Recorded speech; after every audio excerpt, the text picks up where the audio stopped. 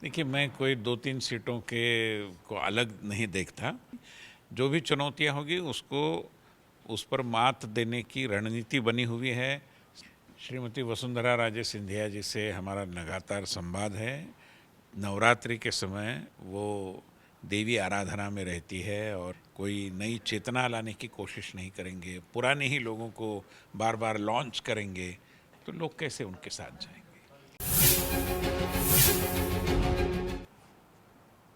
राजस्थान लोकसभा चुनाव के समिति के सह प्रभारी विनय सहस्त्रबुद्धे हमारे साथ हैं। इनसे जानना चाहेंगे कि राजस्थान में जिस तरह से लोकसभा चुनाव चल रहा है उसके बारे में आप क्या कहना चाहेंगे। देखिए, चुनाव दिन ब दिन कार्यकर्ताओं की मेहनत के कारण भारतीय जनता पार्टी की 100% भाजपा की हैट्रिक की ओर जा रहा है। जैसे मीडिया में आ रहा है कि एक आध दो सीटों पर थोड़ा कशमकश है, मगर मैं मानता हूं कि इन चुनौतियों का हम सफलतापूर्वक सामना करेंगे। संगठन पूरा सन्निध है, सब लोग काम में लगे हैं और जीत सुनिश्चित है। अगर जिस तरह देखा जा रहा है, अगर बाड़मेर की बात किया जाए, वहाँ पे निर्दलीय जो रविंदर सिंह भाटी हैं उन्होंने भी ताल ठोक दिया है। वहीं नागौर सीट की अगर बात किया है, वहाँ गठबंधन अलायंस की बात की जा रही है, वहाँ हनुमान बेनीवाल भी उतर चुके हैं। वहीं अगर हम बात करें जिस तरह से चूरू की बात किया जाए, राहुल कस्वा आपके साथ थे पिछली बार, आज वो कांग्रेस के साथ चले गए, वो आप किस रूप में देख रहे हैं और उन सीटों पर किस तरह का मंथन चल रहा है। देखिए, मैं कोई 2-3 सीटों के को अलग नहीं देखता।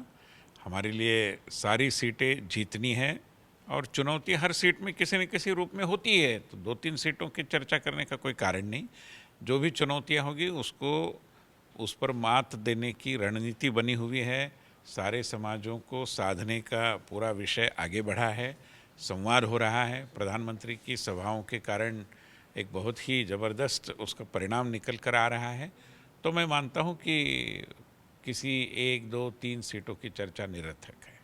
अगर हम बात करें बीजेपी के जो सबसे बड़ी लीडर माना जाता है वसुंधरा राजे को, वो इस समय चुनाव में नज़र नहीं आ रही हैं, उसको आप किस रूप में देख रहे हैं।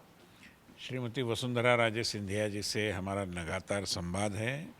नवरात्रि के समय वो देवी आराधना में रहती है और अपने जो तीर्थ क्षेत्र है वहीं पर जाती है। यह उनका रिवाज बरसों से चला आया है। जैसे नवरात्र समाप्त होगा वो फिर से काम में लगेगी, इसके पहले उन्होंने काम किया ही है।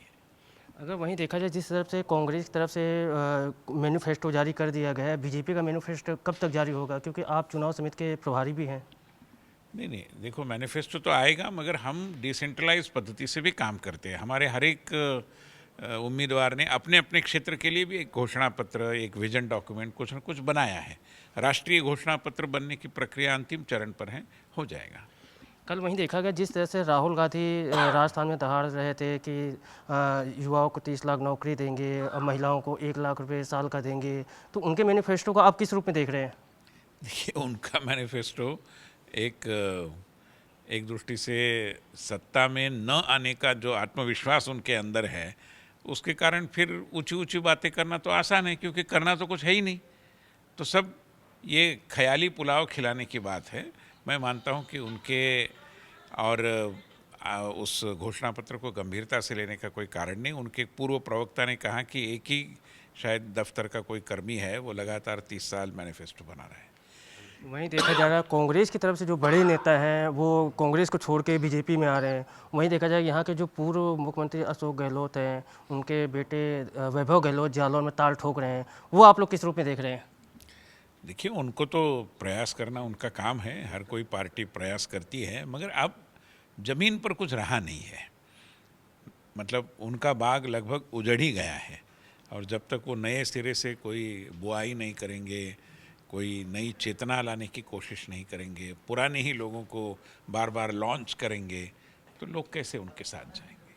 और इंडिया गठबंधन के बारे में आप क्या सोच रहे हैं, जो इंडिया गठबंधन में एक साथ सारी पार्टियां एक मंच पे आके बैठ रही हैं, उनके बारे में आपके क्या विचार हैं। देखिए, इंडिया गठबंधन अगर हर एक प्रांत का विचार करेंगे, प्रदेश का, जम्मू कश्मीर की बात करेंगे, महाराष्ट्र की बात करेंगे, मैं मानता हूं कि ये एक इतिहास का, यानी अतीत का एक अंग बन गया है। वर्तमान में कोई इंडी नाम का गठबंधन ही नहीं है और न गठ है, न उनके आपस में कोई बंधन है।